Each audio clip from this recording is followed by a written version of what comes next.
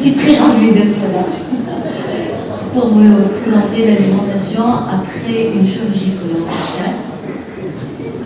Vous trouvez dans le plan le motif de la présentation, quelques particularités des fonctions du côlon, prise en charge nutritionnelle en France, le régime sans résidus, strict et élargi, le régime sans fibres, régime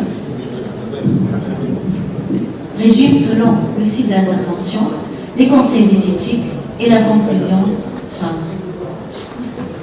Donc, les motifs de cette présentation.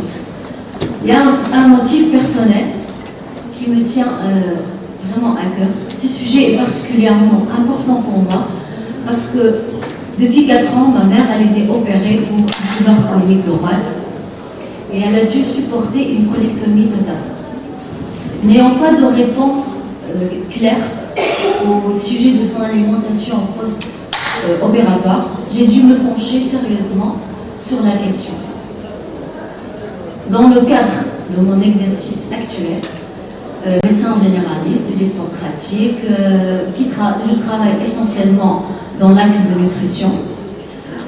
Je vous présente le fruit du sujet du mémoire avec qui j'ai eu mon diplôme pour répondre enfin à la question primordiale que chaque patient, chaque parent risque de vous demander: quelle alimentation dois-je suivre après la chirurgie?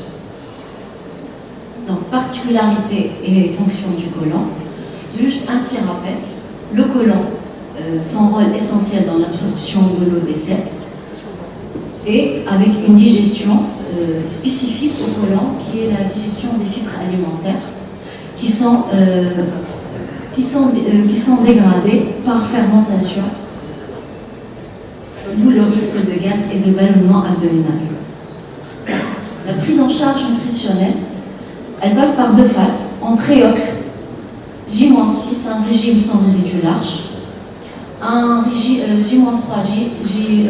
régime sans résidus strict. En post-opératoire, juste après l'émission des gaz, régime sans résidus strict liquide. Après une évacuation des selles, régime sans résidus strict pendant 2 jours. Puis encore 2 jours, régime sans résidus larges. Puis sans fibre stricte. Pendant 5 jours, un régime sans fibre large. Et puis alimentation normale et légère.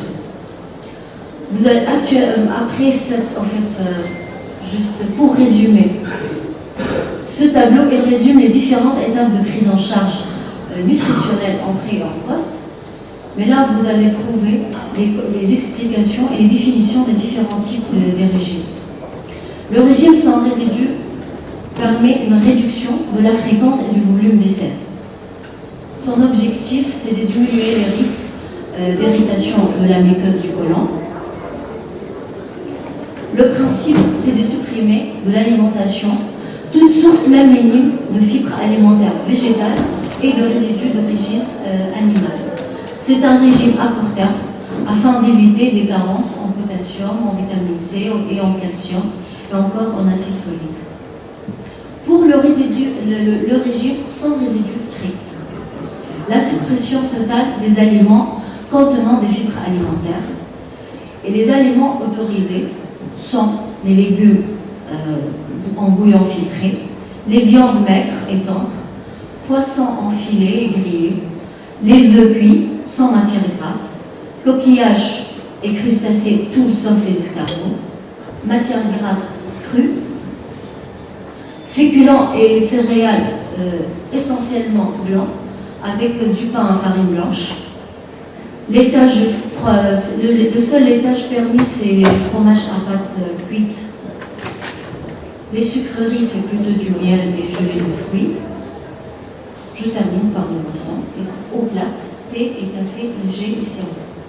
Condiments, sel et muscade. Pour le régime sans résidus élargi. Par rapport au strict, au régime sans résidus strict, il est plus ouvert. Il peut autoriser les laitages ainsi que certains fruits et légumes peu fibreux. Et du coup, au niveau laitage, les yaourts sont permis avec du fromage blanc nature. pommes de terre et, à la vapeur ou purée. Les céréales, le pain blanc peut être grillé ou bien cuit. Les fruits, c'est surtout les jus filtrés. Produits sucrés, biscuits secs, chocolat, si bien tolérés. Je passe directement aux aliments interdits dans le régime sans résidus. J'insisterai surtout pour le lait, tout ce qui est pain et céréales complets, qu'ils soient frais ou chauds. J'insisterai aussi sur les fruits et les légumes, tous crus. Les fruits secs aussi, à écarter complètement pendant les 5 premières semaines. Boissons très sucrées et gazeuses. La cuisson des aliments s'effectue essentiellement sans matière grasse. 1 minute. L'après-régime sans résidus, c'est plutôt le régime sans fibres. Il y a 2 types en fait de régime sans fibres. Un régime sans fibres strict.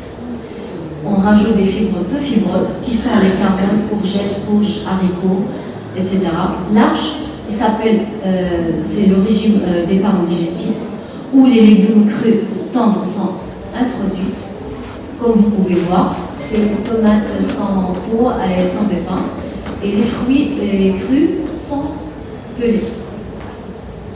En cas de colectomie partielle, on passe du régime sans fibres au régime des parents digestifs.